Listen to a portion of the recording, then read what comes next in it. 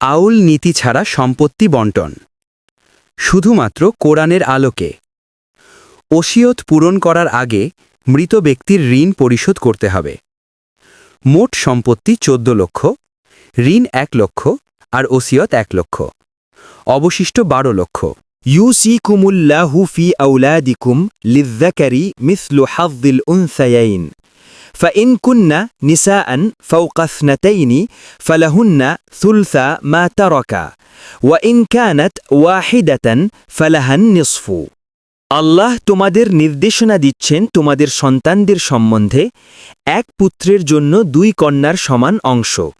অতএব যদি তারা হয় 2-এর ঊর্ধ্বে নারী তবে তাদের জন্য 2/3 যা ছেয়ে গিয়েছে, এবং যদি হয় একজন নারী তবে তার জন্য অর্ধেক।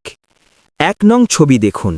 একজন পুত্র হলে 12 লক্ষ সম্পূর্ণ পাবে, কিংবা 2 জন পুত্র হলে 6 লক্ষ যোগ 6 লক্ষ পাবে। এইভাবে 3 জন হলে 3 ভাগ হবে। একজন পুত্র ও একজন কন্যা হলে পুত্র পাবে 8 লক্ষ ও কন্যা পাবে 4 লক্ষ। 2 জন পুত্র ও 2 জন কন্যা হলে 2 পুত্র পাবে 4 লক্ষ যোগ 4 লক্ষ ও 2 কন্যা পাবে 2 লক্ষ যোগ 2 লক্ষ, অর্থাৎ 2 জন কন্যার সমান অংশ একজন পুত্র পাবে। 2 নং ছবি দেখুন। একজন কন্যা হলে 6 লক্ষ পাবে, অর্থাৎ 12 লক্ষের অর্ধেক পাবে। 2 জন কন্যা হলে 4 লক্ষ যোগ 4 লক্ষ মোট 8 লক্ষ পাবে, অর্থাৎ 12 লক্ষকে 3 ভাগ করে নিজেদের মধ্যে 2 ভাগ বণ্টন করে নিতে হবে।